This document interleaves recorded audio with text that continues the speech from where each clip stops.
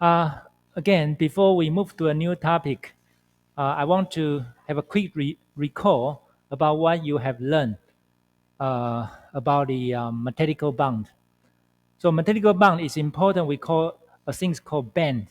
Hope you remember. We use the example of a sodium. You know, the sodium has, if you have one sodium atom, two sodium atoms, and three atoms, four, five, until many. Let's say Avogadro number. And then if you accumulate the energy state, and then you will accumulate like um, Avogadro numbers energy state. And then that means that each state, between the gap between each state will be very small. And it looks like it's not quantized. It's quantized, to be honest. It's quantized, but the gap is very small. You can ignore this gap. So as a result, if you have a huge a bulk material, not like 2 or 3 or 4 or 5, if you have a bulk materials, for example, like 2 centimeter times 2 centimeter times 2 centimeter cube of the copper, the band you can ignore the energy states from upper to bottom for each one. So and we can call this as a band. So in a band you have called bonding molecular orbital and anti-bonding molecular orbital. So and in the case of sodium, you feel half of this band. So if you want to have an electron jump from bonding molecular orbital to anti-bonding molecular orbital, that will be very easy. I mean, the energy will be very small. So that means it's easy to move the electron. That means if you think of easy to move electron, that means the conductivity, electrical conductivity will be very high if you just apply small amount of energy to this material. Okay, so this is very important for mechanical bond. So to summarize, the mechanical bond is that we start from the quantum theory of a solid. You know, the Schrödinger equation tells us that equation can be used when you have individual atoms in a gas phase. But quantum theory of solid tells us that because the Schrödinger equation is an eigenfunction, so the eigenfunction, the solution is what we call eigenvalue. So this is a kind of linear equation. So you can put the linear equation from how we learn linear combination atomic orbital to molecular orbital, right? So if you can combine the orbital together from atom to molecular, of course you can combine moleculars to many moleculars, like Avogadro number of the molecules. So this is called quantum theory of solid. And after that, we talk about the band theory of solid. That's what I just told you, right? I just told you this is called band. And then you will have a band gap. This is what we are going to talk later. So, and then, you know, after that, we talk about bonding energy. Can be very small and can be very huge. And the property of the metal, we just talked about electrical conductivity is very high because we have we can produce many free electrons. And also the heat capacity and thermal conductivity are also high. Why? Because we regard electron as an electron seed. So the atom can be moved easily. So that means it's kind of, if you have energy to introduce to this solid, and then the atom will be vibrated, and we call atomic vibration. That means this atom deliver the energy from one to each other, and that's what we call thermal conductivity. Okay, and then the metal has a high reflectivity. Why? Because all the energy, if you introduce energy to this metal, the metal reflects. Why? Because there's no band gap. And we're going to talk about this very soon. and ductility. Ductility means that you can elongate this metal, okay, and until it breaks. So this is the summary of the mechanical bond. And today, we are going to talk about conductor, semiconductor, and the insulator. And because before the midterm exam, we already discussed covalent ionic bond, right? Ionic bond, the material make from the ionic bond is most of them are isolator, right? And how about covalent bonds? Also isolator. How about mechanical bond? Normally they are conductor. So today we are going to talk about a, a material which between conductor and insulator. We call it semiconductor. And you know that semiconductor industry is very strong in Taiwan. So I just told you that, for example, like half of you or 2/3 of you will go to this kind of industry because they have highly demand of the engineer to work for them. Right. So let's start this topic now. So let's think of diamond first.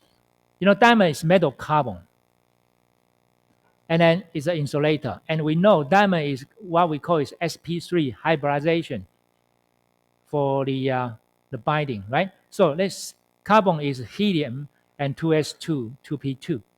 So you have 4 valence electrons. So for example, if I have a carbon gas and I have 2s and 3 energy state of 2p, right? And because this carbon atom need to connect to another 4 carbon atoms. So this need to be hybridized. The energy state need to be hybridized. We call hybridization, right? So these 4 energy state will be in the same energy level as between 2p and 2s.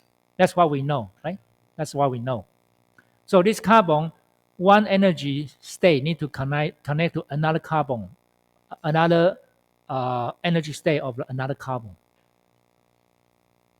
Okay, so we have 4 electrons in the valence shell, and this is called sp3 hybridization. I'm sure you all aware of this. How about diamond? So if we put one more of the carbon together, and then they all binding as a sp3 hybridized bonding. So as you know, you have bonding molecular orbitals, you have anti-bonding molecular orbitals. So you put anti-bonding molecules and the bonding molecular orbit together, you'll find out something like this. So this is the band.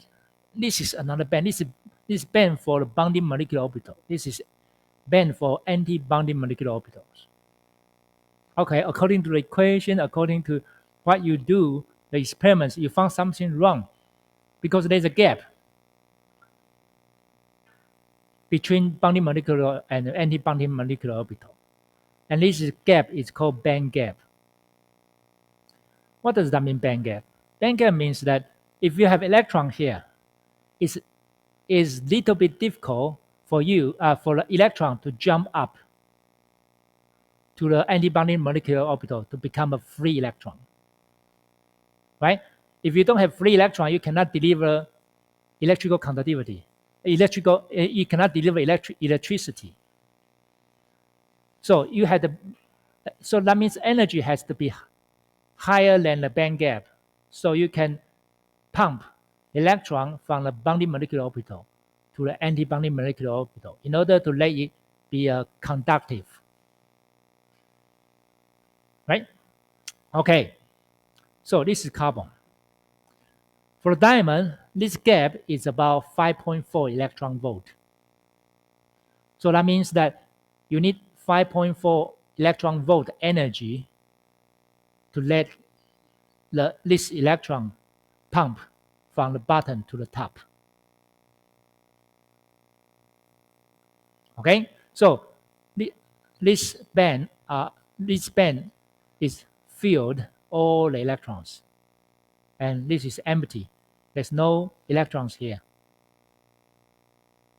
right? Okay. So this is called valence band. This is called conduction band. Ladies and gentlemen, you need to remember this very well, because if you want to go to semiconductor industry, right, big money, but you have to sell yourself to the company.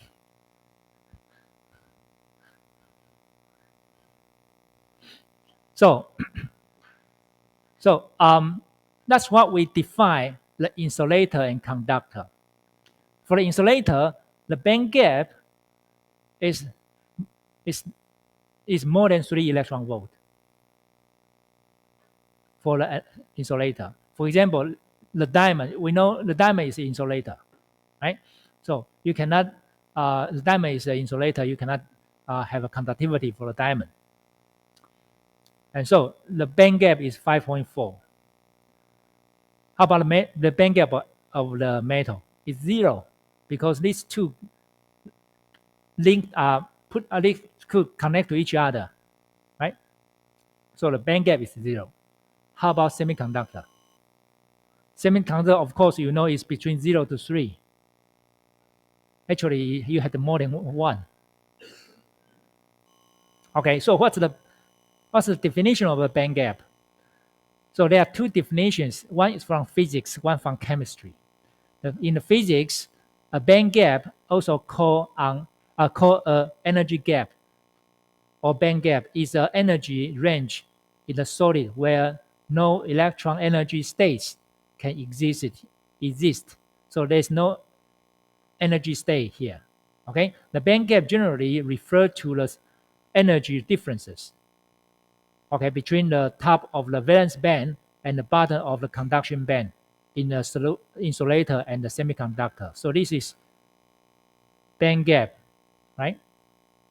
So energy differences is here, and normally you can see band gap in the insulator and semiconductor. You cannot see band gap in the metal because there's no band gap.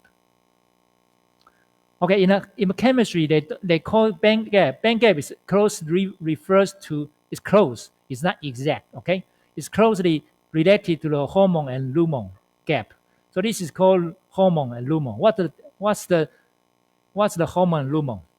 Hormone is the highest occupied molecular orbital, the highest occupied molecular orbital, and lumen is the lowest unoccupied molecular orbital. Okay, so they are talking about molecular, and for the physics, they are talking about a solid material, a bulk material.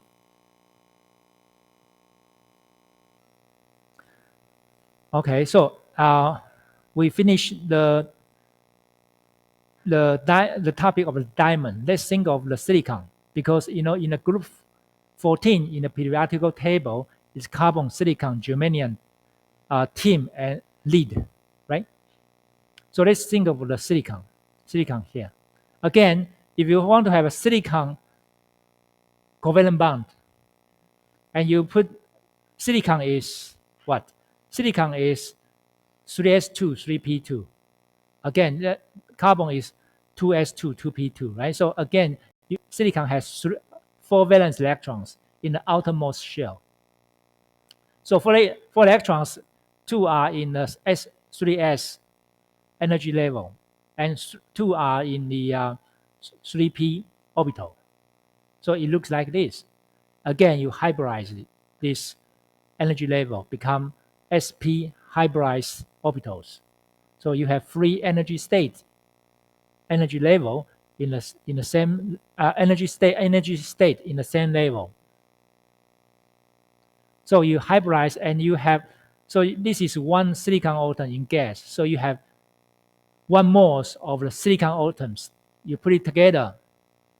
As a result, you will find out that, again, you have a few molecular orbital. You have anti-bonding molecular orbital. And this is called valence band. This is called conduction band. How about band gap? If this is 5.4 electron volt, the band gap is 5.4 electron volt. What do you think about the band gap for the silicon? Will it be higher than 5.4 or will it be lower than 5.4 electron volt? Which one? You know, this 2p, this is the principal quantum number is 3 for the silicon. The principal quantum number n is 2 for the carbon. So as you know, these electrons are farther than the carbon, the electron in the carbon, right? So energy band gap will be lower or higher. Feel free to talk to me. 0.5. That's this. You know, if you don't get a good score in your midterm exam, this is a great chance to raise your hand and get some points, right? Everybody, yes, please. Low, right? Thank you. 0.5. Yes, right. Congratulations. Will be low, right? So what's the energy gap? What's the energy gap? 1.1 electron volt. So the band gap is lower. That means what? That means you need less energy to pump electron from the valence band to the conduction band. You don't need 5.4 electron volt energy. What you need is only 1.1 electron volt. Right. So what's the reason the band gap is lower? This is the explanation for you. 3sp3 electrons are farther from the nucleus in contrast to the 2sp3 carbon. And the separation between the anti-bonding molecules and the bonding molecule is as great. It's not as great. It makes sense. Right? So the energy difference between atom orbitals and the nucleus or molecular orbital will be greater than a stronger bond, for a stronger bond. So why we always regard silicon as a semiconductor, not an insulator? Because of what? Because the band gap is not that high. Why? When you think of, when you think of photon-electron interactions, you will think that, well, if I don't need heavy energy to pump electron from the valence band to the conduction band, what I need is 1.1 electron volt. What kind of energy what kind of photon I need in order to pump electron from the valence band to the conduction band for the silicon? Photon. I hope you still remember the energy range of the visible light is between what? 1.8 electron volt to 3.1 electron volt. Am I right? I hope you still remember 1.8 electron volt to 3.1 electron volt. Right. That means what? That means if I have a beam of the red light, that means 1.8 electron volt, and I put this silicon wafer to under the red light, then what happened? This silicon become conductor, right? Because some of the electron will be pumped up from the valence band to the conduction band already for this level. Okay, so it doesn't require heavy energy. You just give energy of the red line.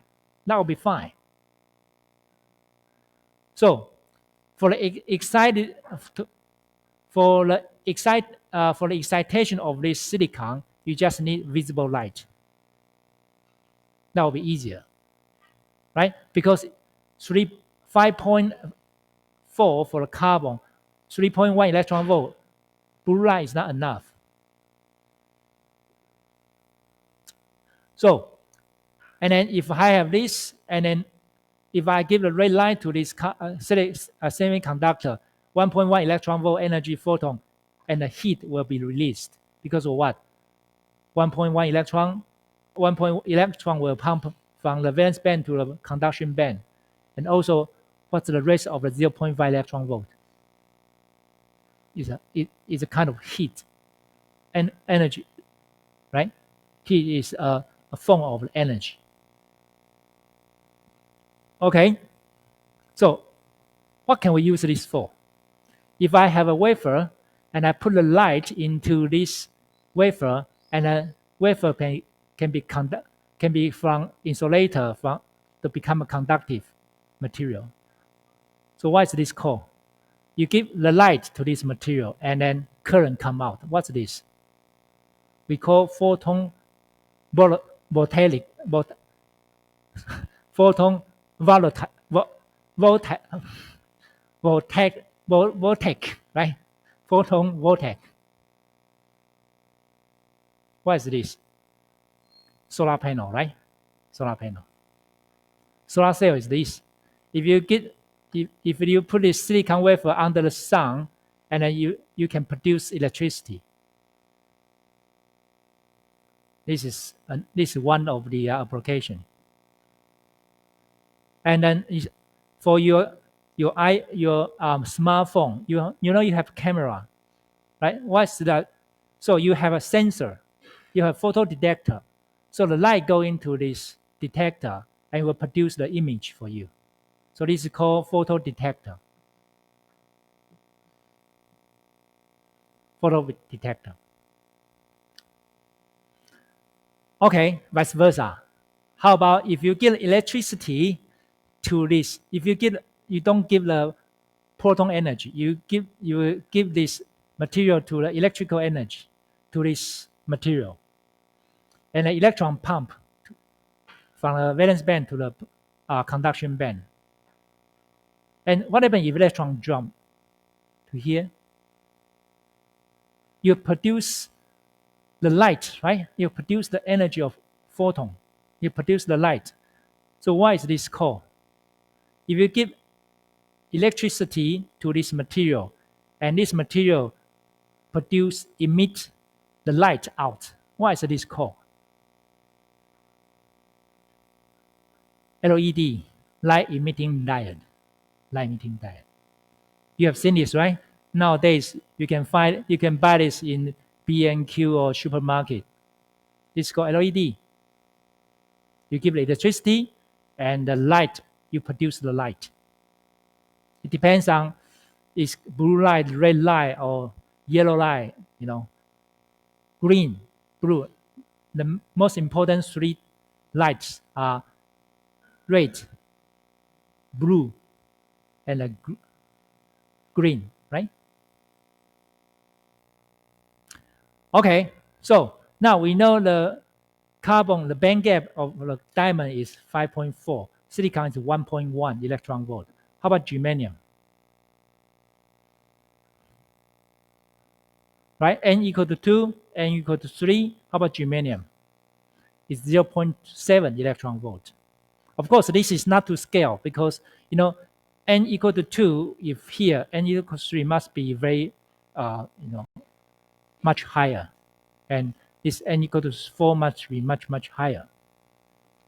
So this is germanium. And the band gap is 0.7. So the band gap is a function of Z. As you know, quantum Z is a molecular atomic number, right? Atomic number. Okay, it also depends on the principal quantum number. 1, 2, 3, 4, 5, 6. So as you can see, this from what? Energy band gap. Energy band gap is about 5.4, 1.1, 0.72. Tim is about 0.08. Lead is 0. What does that mean? If we increase the atomic number, the band gap decrease. So this is insulator. This is semiconductor. It become conductor because the band gap is very, very small. you can regard it as conductor. You know, tin is a we use it as a conductor, also lead, right? So diamond is silicon is sp3 covalent bond. Germanium is covalent bond, hybrid orbitals, right? How about tin? Tin has two forms. One is magnetical bond, one is covalent bond. It depends on the structure. We are going to talk about this soon. How about lead? It's magnetical bond.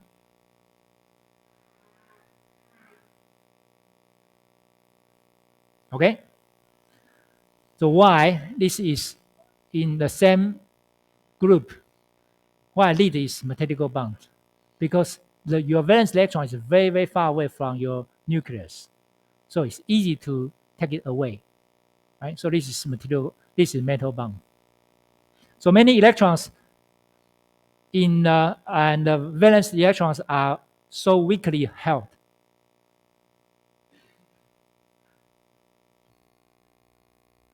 So the band gaps for a conductor, semiconductor insulator, you know that this is metal. So the band gap is overlapped. Actually, I should say band is overlapped. Okay, this is metal. Band gap is 0, and this for the semiconductor you have small band gap. And normally the band gap, the energy of the band gap is less than 3 electron volts.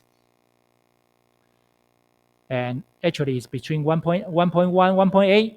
Oh,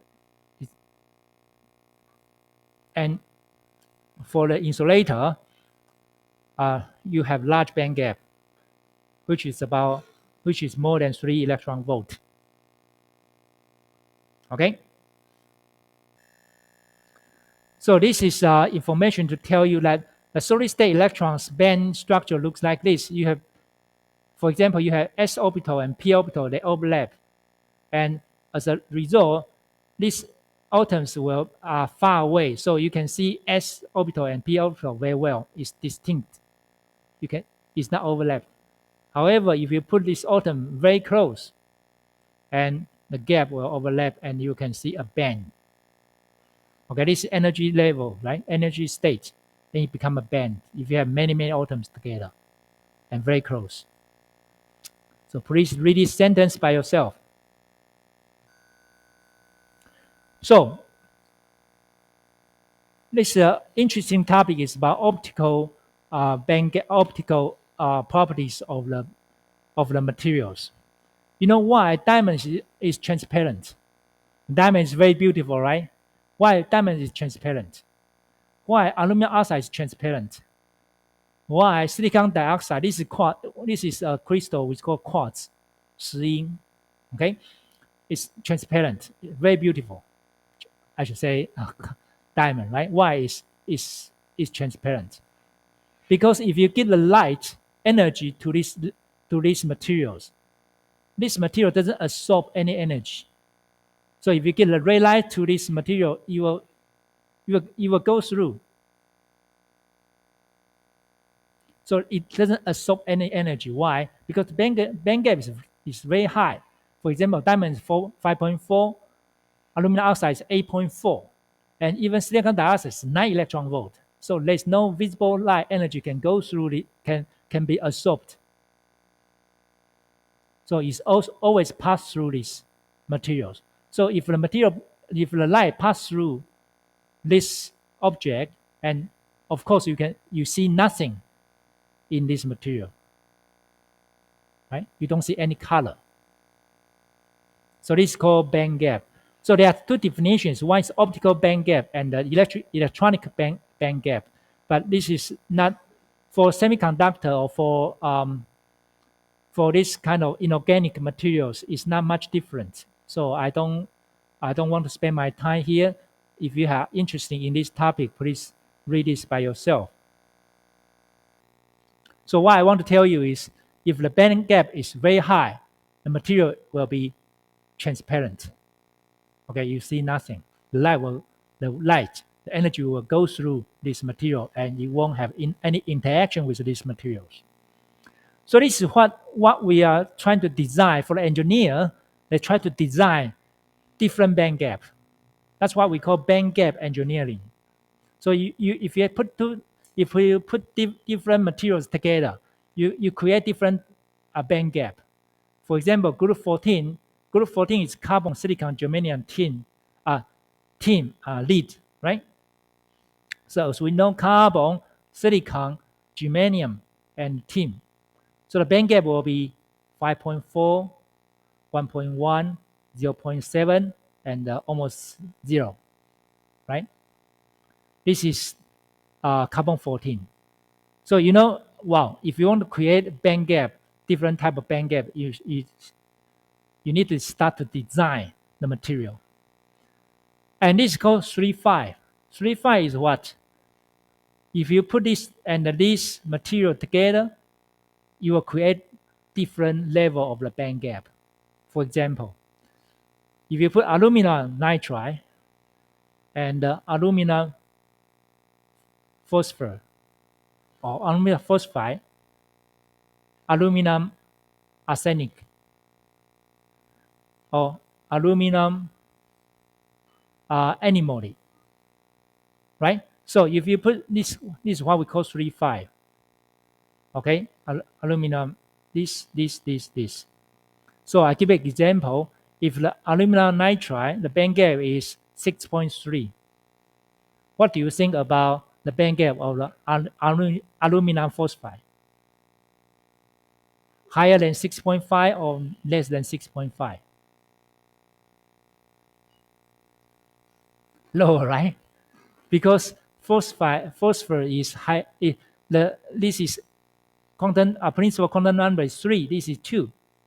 So of course, the energy band, the electrons in the N3 orbitals are more farther than in the nuclear compared to the N equal to 2, right? So the band gap will be less than 3.6, 6.3, will be 3.0. And how about this one? Aluminum arsenide. Aluminum arsenide will be less, 2.3 and 1.5. Okay? So how about if I give you another example, gallium nitride. Gallium nitride, and then if gallium nitride is 3 point, of course, the gallium and nitride, the energy band gap will be less than this. Why? Again, this is principal quantum number. Okay? So gallium nitride is 3.2, which is less than this one. And how about gallium phosphide? Energy level will be less, right? Okay? Gallium arsenide. Right. So as you know, this is very logic, and I want you to remember this. I want you to compare the energy band gap for the compound semiconductors. And this question might be the next question might be the question in Kahoot on Friday. Okay, so please remember this. I don't want you to remember the number. I just want you to rank the energy band gap for the compound semiconductors. So now, let's say if you have aluminum, gallium, and indium nitride, indium phosphide, indium arsenide, right? So how about this? Indium nitride will be the energy band gap will be less than 3.2. So it's 2.1. Again, indium phosphide will be less than 2.1, and indium arsenide will be less than 1.27. Again. And do you know what is this? This is for military service. And you see nothing. at night. But you know, if you have this material, you still can see at night. This for military applications for the army. And you know, you have seen many movies or documents, videos. At night, if the soldier put a glass into put a glass into mount a glass into their helmet, they can see at night, so they can shoot the enemy. Right? Why they can see that? Because all the materials has energy. The energy is, if the energy is lower than 1.8 electron volt, you see nothing by your eyes. But if you equip this material, you can see, because this material can send, is a kind of sensor to see the something which energy level is less than 1.8 electron volt. So this is infrared night vision. If you have this material, semiconductor, okay, you cannot buy this in the market because this is for military service. Okay, but you can do you can do some research on this kind of topic. I remember when I was in Japan. Well, I better not to say this. Okay. Right. Okay. So how about if we have 3 5? How about 6? How about 2 6? 2 6 is this, right? If it is 3 5, 2 6 should be this one to this one. So this is CDS and CDSE and CDTE. CDS, CDSE, and CDTE. The energy is 2.45. Do you know what is this? This is called visible light meter, because you can, if you want to see how strong is this, uh, how how strong is the light, this is called visible light meter. They use this material. And CDSE is 1.47, CDT is about 1.45, something like this. Okay, zinc oxide, you know that is 3.3 electron volt. So what we call this is called band gap engineering. If you want to get particular type of band gap, you need to combine some of the materials, semiconductor together, and this is what we call compound semiconductor.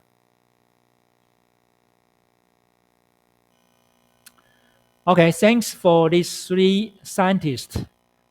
They they they they discover they invent, I should say, they invent blue light emitting diode. These 3 Japanese, they invent a blue emitting diode, blue light. You know, when I was young, I can see LED only in red light or only green light. I cannot see blue light. But these 3 gentlemen um, use the semiconductor. They put semiconductor together. We call compound semiconductor, right? And they make blue light. You know what's good about blue light? Actually, it's nothing very good about blue light. But if you put blue light, LED, green light LED, and the red light LED, 3 light together, you can produce full color of the LED panel. What does that mean? You create the white light. So you can have a LED lamp, right? You are going to have LED TV very soon. You know, Apple now, they produce LED panel for your iWatch, just small panel, because it costs a lot, and because there are some engineering problem. You know, scientific problem, we already solved scientific problem, but we haven't solved engineering problem. Okay, engineering problem means that you have to make it, you have to make a max production for this material, and you have to do the cost effect. You have to make it very cheap. So now there are many companies working on this topic, is working on this project.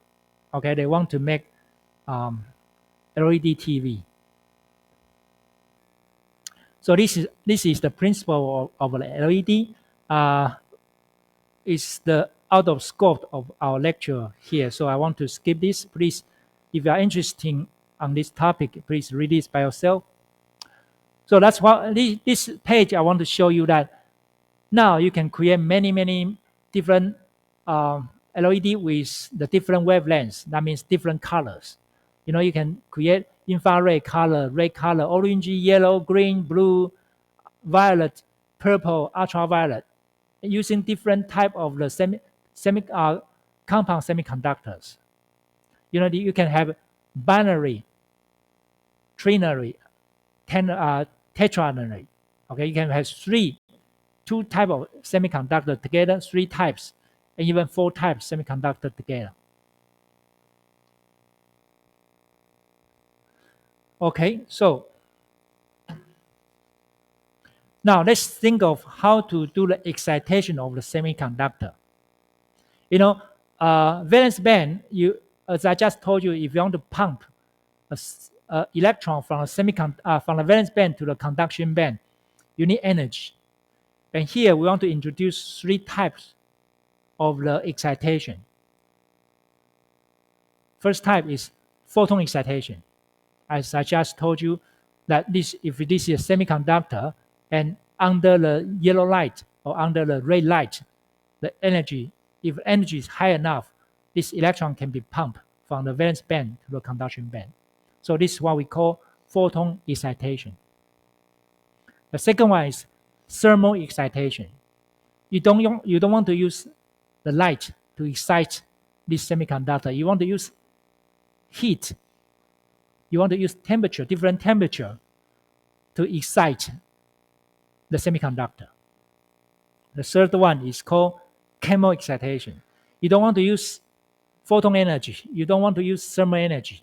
What you want is you put something into this semiconductor, chemically changed. So this is called thermal excitation.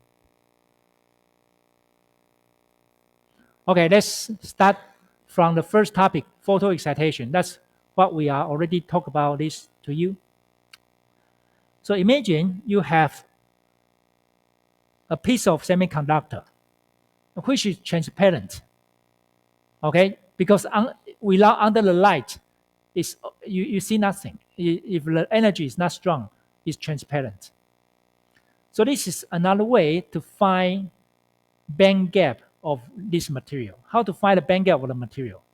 Very easy. You just give the energy to this material. You just give the photon energy to this material. And when you see the material change the color from transparent to opaque, to black, to opaque, and you recall the wavelength of the light when the color changed, that is the energy required for this semiconductor.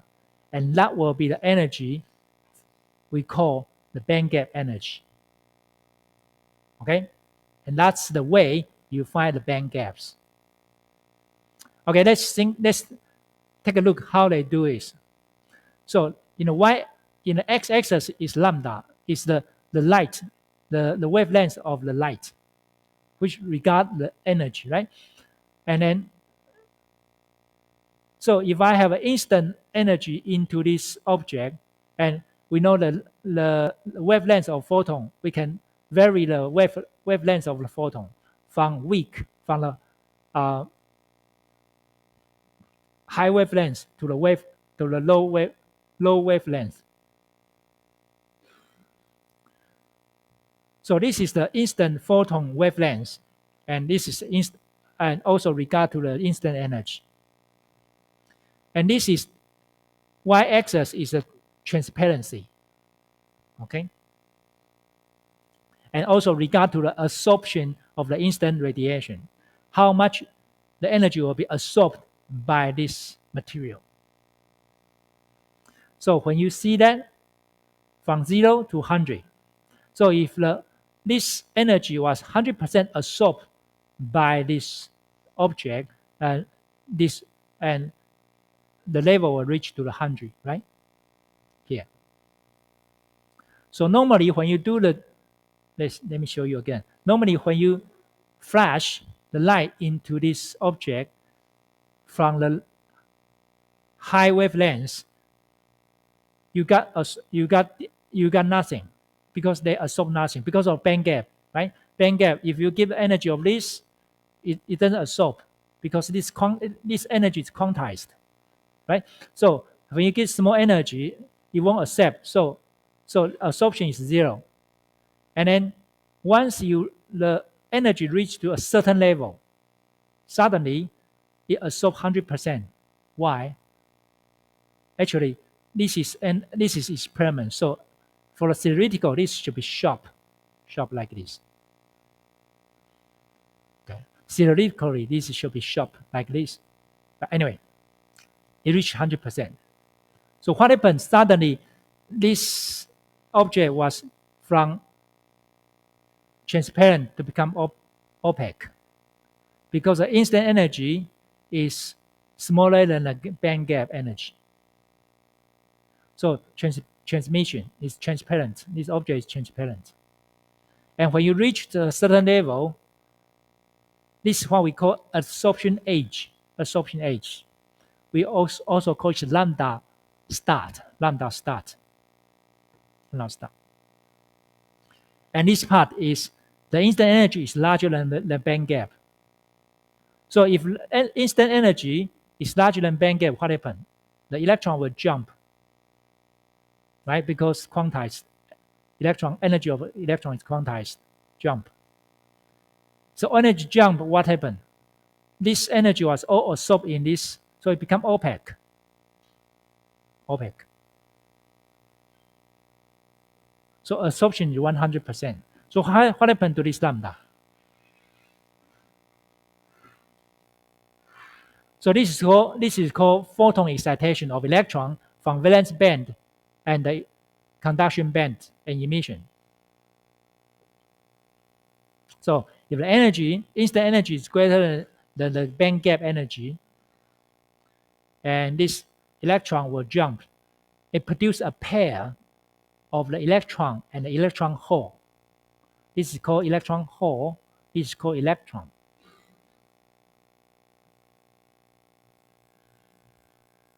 So, and this pair we also call exciton. Exciton. But anyway, this is too far to talk. You just remember you create a pair of the electron and electron hole. And then what happened to this electron here? It will jump and release what? Energy. So now you know that according to this emission, you will realize this is what? According to Planck-Einstein relations, we already have this in your midterm exam. So according to this lambda, you can calculate the energy. And this energy is called band gap energy. So as you know, if you have semiconductor, silicon semiconductor here, and the lambda will be 1125 millimeter. So if you put this number into this equation, you realize the energy band gap will be 1.1 electron volt.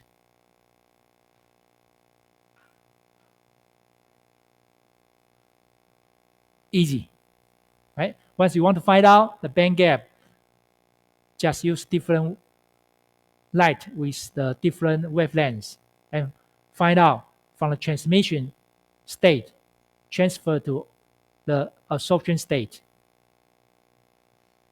And you can get the energy. You can get the energy. That energy is called band gap energy.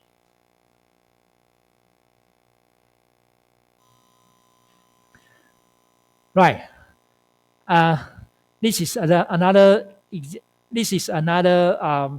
thing is called excitron emission. You know, excitron emission, there are two types of excitron emission. One is called singlet exciton, one is called triplet exciton. Again, this is a little bit too far from our scope. So I just want you to read. There are two types of exciton emission. Okay. So let's go back to the photo excitation of silicon and diamond. Of course, you know that in order to find out silicon, the band gap of silicon and diamond, you just use this technique. And you realize the band gap of silicon is 1.1, the diamond is 5.4. That's what we know. So the lambda will be what? According to the Planck-Einstein relation, and you realize this is 1125 for infrared. So silicon is infrared. The diamond is what? That's the wavelength of the diamond is in the range of UV light, which is about 229 nanometer. But for the visible light, we know that the wavelength is 400 to 700. So when we put this silicon wafer in this room, now it looks like what? Opaque, right? It looks like opaque because all the light will be absorbed by the silicon wafer. How about diamond? Transparent, because the light, the visible light is much weaker than the UV light. It won't absorb anything, so it's transparent.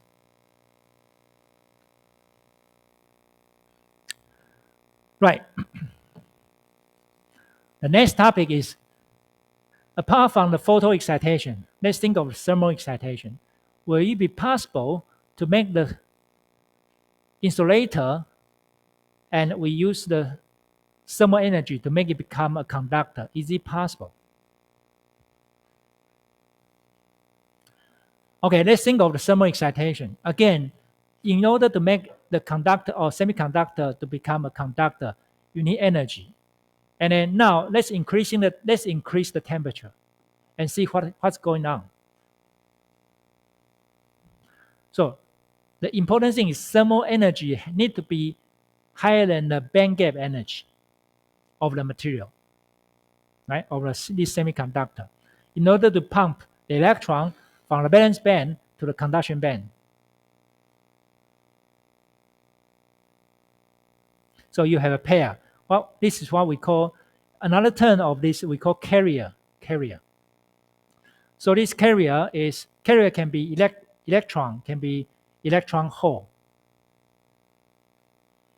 Okay, this hole we use H plus to represent electron hole. So this carrier is hole in the valence band. So you create a pair. We just talk about this. We call this exciton. And of course, you understand the number of the electron will be equal to the number of the electron hole, because this create a pair, right? So for the thermal energy of thermal excitation need to be greater than the band gap energy. So what's the temperature is high enough to make this happen? So one promotion thermally generate two carriers. Is it possible to put it at room temperature and then to make semiconductor to become a conductor? Is it possible? I hope you remember when we talk about temperature is a kind of index for the energy. So for the room temperature, the energy will be about what? At room temperature, the energy will be about 1 out of 40 electron volt. And if the silicon is 1.1 electron volt, is this enough? This is not enough. At room temperature, this is not enough, because the band gap of silicon is 1.1 electron volt. So what happened? You need to increase the temperature to let this electron jump from valence band to conduction band. So how high you need to go for the temperature? How high? Let's think of this. And then once the electron jump from the valence band to the conduction band, at that time you give a potential voltage differences between the one end to the other. Then this will produce the what? This apply the electrical field potential. So you produce the conductivity. So electron will move from negative end to the positive end. Electron hole will move from the positive end to the negative end. That's why we call it conductivity. Electrical conductivity, okay? And we produce electricity.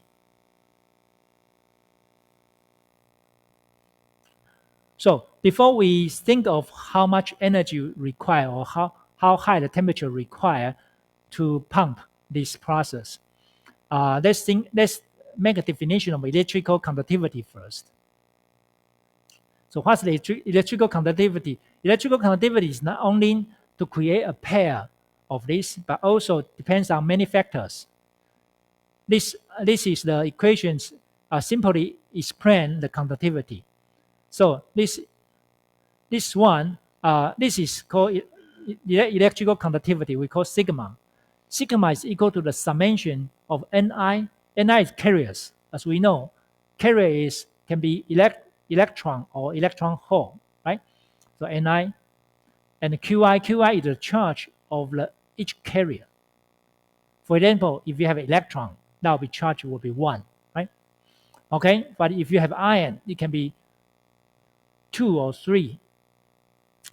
And mu is called mobility of carrier. What's the meaning? What's the definition of mobility? Mobility is the ease with which the carrier can move through the crystal. So if you have an electron, that means the mobility means how easy you can move this electron. Okay? And this mu is the proportion of the V divided by E. E is the electrical field. Electrical field means what? It can trap, it can pull, it can hold you. So it's kind of reciprocal to the mobility, right? Okay, and then V is the velocity of carrier. So this is the equation showing you that you need to know that this electrical conductivity depends on 3 factors. One is the number of the carrier. One is the charge on the unit carriers. The third one is the mobility of the carrier. And then for the semiconductor, it's easy because you create a pair of this number. And we understand that the number of the electron will be equal to the number of the electron hole. So you can modify this equation like this. And Ne and NH will be population of electrons. E will be unit charge because this is 1, right? So E will be unit charge. Okay, so, and then because N number of electrons is equal to number of the electron hole, so you can rearrange the equation like this. So these are the 3 factors. As you know, this charge you can regard as 1. So now the matter is what's important about Ne and what is it? Ne is more important than the mu, or mu is important than the mi n. Okay, let's come back to here. N is equal to this equation. Ladies and gentlemen, I don't need you to remember this. You don't need to remember this equation. Of course, this is easy equation, and I don't need you to remember this equation. But I want you to remember the number of the population of electron is the factor of the temperature. This is the temperature, okay? And the factor of what? This is band gap of the material. And Kb is Boltzmann constant. T is temperature. So, ladies and gentlemen, every time when you see the equation which has Boltzmann constant together with temperature, this represents what? This represents energy, right? Because as you know, when you are in the first year, this is dimensionless quantity, right? This E exponential is dimensionless quantity. So unit of the band gap energy will be equal to the unit of the Boltzmann constant times temperature. So what does this tell you? Boltzmann constant time together with temperature will be the unit of the energy, right? Because this is dimensionless quantity. Remember, when you are in the first year, you forget, right? You forget. Be honest. Okay, but don't worry. So what I want to tell you now is Boltzmann constant times temperature is the unit of energy. So what does this tell you? This tells you is Band gap is kind of bonding energy of the electron, right? Divided by what? This is what? Boltzmann constant times temperature, that means what? Thermal energy. So you have because Y is 2, because 2 carriers. And then this is disruptive energy, which is called thermal energy. So why this equation is important? It tells you that binding energy of the electron is against the thermal energy. So if you have higher thermal energy, the bonding energy lose. So you get conductivity. Okay, if binding energy is stronger than the thermal energy, there's nothing happen.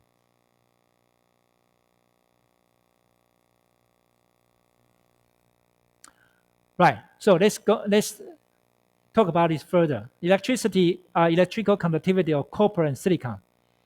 Let's think of the silicon and copper. Why copper is conductive material? Why silicon is not? Or is a semiconductor? Because what? Because silicon at room temperature, there's a 1.3 times 10 power 10 carriers per cubic meter. However, when you do the calculation of the copper have 10 power 23rd carriers per cubic meter, per cubic centimeter. So what's the magnitude of this 10 power 10 to 10 power 23rd? That's a lot, right? So that means what? You have compared to copper compared to silicon, copper has much more carriers in the copper material. Okay, so when you do the measurement of the electrical conductivity, the electrical conductivity of copper is 5.9 times 10 power 7. And then silicon is 4.4 times 10 power minus 4. Minus 4 means the conductivity is not high. So if you divide these two, again, if you do the divide these two conductivity together, you will see that the difference between the copper conductivity between the copper and silicon is 10 power 11. So what does this tell you? 10 power 12 and 10 power 11. If you think of this equation, which one is important, mobility or the number of the carrier? This for the conductivity, this is number of the carrier is more important than mobility, right? Because it's almost the same level. So this mobility is not so important. Okay, so what we need is we want to talk about the number of carriers to determine the conductivity. If you have more carriers, you can have better conductivity. Not mobility. Mobility, of course, change the conductivity, but not that important. So this 10 power 12 and 10 power 11 is very close. So when you think of this, you use other factors doesn't play important role to the conductivity, only carriers. Okay. According to this concept, we are going to talk about the conductivity. That will be easier for you to understand. So band gap, silicon 1.1 electron volt, and at room temperature is not enough. So what you need is create the numbers of the carriers to increase the electrical conductivity. Okay, so how are we going to excite silicon by thermal energy? Now, so the answer is what? Answer is increasing the carriers, right? Increasing the carriers. Before we talk about increasing the carriers, let's think of temperature. When you are in first year, we already discussed about temperature. But now let's think, I want to discuss again about the temperature. You know, there are two types of distribution what we normally know. One is called Gaussian distribution. The Gaussian distribution is normally we call normal distribution. Normal distribution is a continuous probability distribution in the probability theory. This is easy because let's make an example of exam. For example, our midterm exam. This is the grade of your midterm exam. And this is the population. Of course, you can get from 0 point to 100 point, right? and this is the grade you got. So a good exam for a good exam should be have this kind of distribution. One, because the majority of the students got the 60 to 70 to 80. That's the majority of the student you got the score. Okay, some of you got 100%, 100 points. Some of you got 0 or 20 or something like that. This is good distribution, but it depends on 50 students or 100 students. So normally we normalize. This is called bell curve. Bell curve. The bell curve. If we normalize this, for example, we divided the grade by the numbers by the numbers of the student here. Then we can get 0 to 1 to 1, right? 0 to 1. For example, if you have 20 students got 70 points here, and you normalize this, and this y-axis will become 0 to 1. And you got an average, right? G over bar, this is called average. And this is called standard deviation. I hope you still remember we talked about this in your first year. The G over bar plus S is called standard deviation 1S, right? You can have 1 and minus 1S or 2S or 3S if you like. This is called Gaussian distribution. And the area will be what? Area will be 1 because this is kind of probability, right? Probability from 0 to 1, and the area will be 1. So this is the example of the student's exam. However, if you regard the thermal energy, in this room we have many molecules. You can regard molecules as one student, and then their movement is regard. If you collect all the movements, if the molecule move, that represent what? Represent energy, thermal energy. So you put this together, and you got an average, right? So that means that it's also called a distribution. So distribution of thermal energy doesn't look like Gaussian distribution. We call Boltzmann distribution. The Boltzmann distribution is like this. For example, silicon. If a silicon molecule, you have silicon atoms. All the silicon you get together, you have all individual temperatures. And you put all the temperature together, energy together, you will get a distribution like this. Again, this is energy. Energy. Oh, okay, energy. And this is number, energy. Number is the temperature, which is the energy, the function of energy, right? You divide it by n, you normalize this part. So distribution, the number, this is number, it is a function of energy. For T1, room temperature, for example, room temperature, the distribution like this. It's not like bell shape, bell curve. It's called whale curve. 金鱼 whale, 金鱼 curve.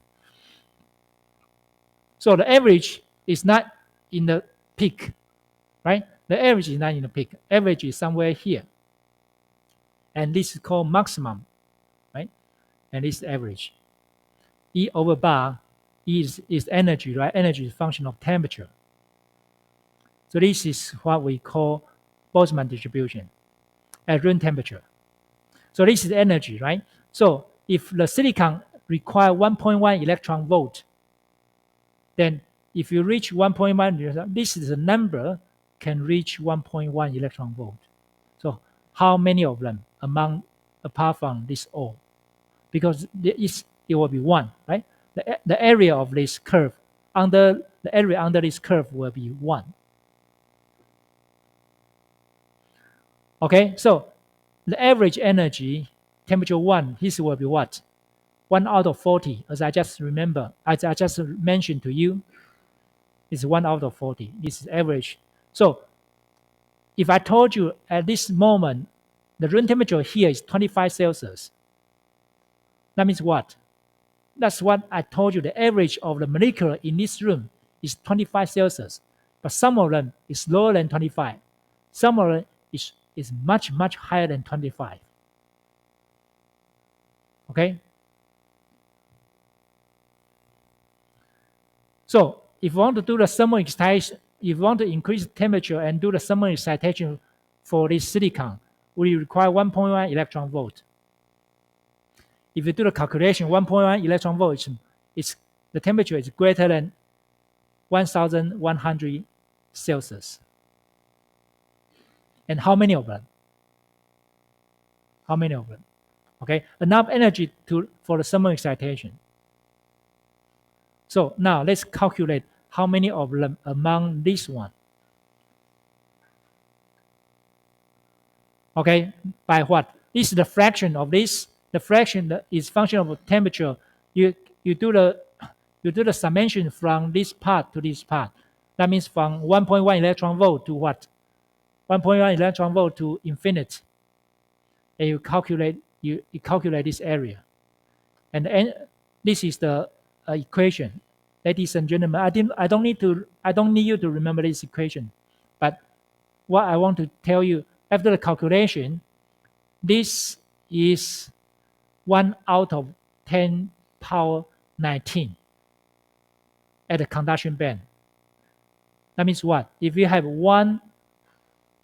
10 power 19 atoms, there's only one atom in this area.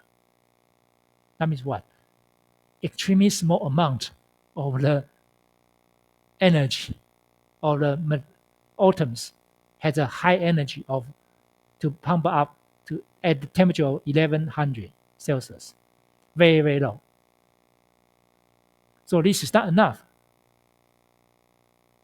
Okay, how about I increase the temperature? So silicon at room temperature is not conductive because this is too small amount. You don't have enough electrons to pump out. Well, seems we run out of time. I'm sorry, give me another 3 minutes. Let me finish this. How about T2? If I increase the temperature to T2, let's say the melting temperature, melting point of the silicon. You know, it cannot become a solid. It's about 1100 Celsius. And then, of course, you see that the number of the molecules or atoms increase in the range of the 1100 Celsius, right? So if the temperature increase only 5.6 times only, the T2 divided by T1 means what? The temperature increase 5.6 times only. And then if you do the fraction of this is the fraction, right? It increase what? It increase 10 power 15 times. That means here, right, is about, if you have 10,000 atoms, there's one will be pumped up from here, which is very high already. Okay, if you divide it for 15, 19, that means what? That means if you have 10,000 atoms, there will be one electron be pumped up from the conduction band, from the valence band to the conduction band. Okay, so here is conductive, but melting. So when we talk about solid materials, and this is liquid, so it's impossible to use thermal energy to make the silicon to make it conductive. This is the problem. So for the molecular dynamics, temperature will change the profile of the curve. Okay, so this is just for your information. Right. So when you think of the photon excitation, yes, it's possible to find a band gap. And when we think of the thermal excitation is not easy to make the semiconductor conductive. And it's about 1947. There's a group of the great scientists in United States. They found out that it's easy to do a transistor using a chemical excitation. And this is very important for nowadays state of art and nowadays semiconductor industry. So I will leave this topic to the Friday for our lecture. Okay. So I will stop here today. So I hope you enjoy the lecture today. I'll see you next week. So I'll see you on Friday.